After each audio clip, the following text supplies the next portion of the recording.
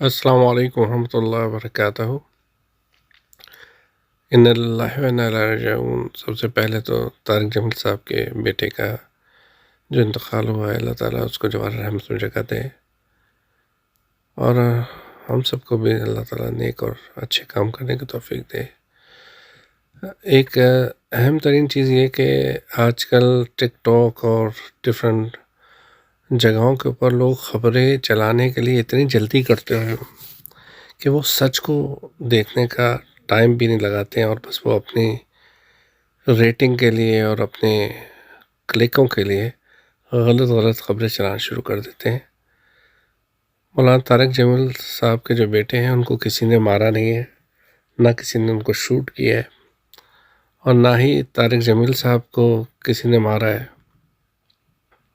یہ ایک حادثہ تھا، اور اس حادثے کے پیچھے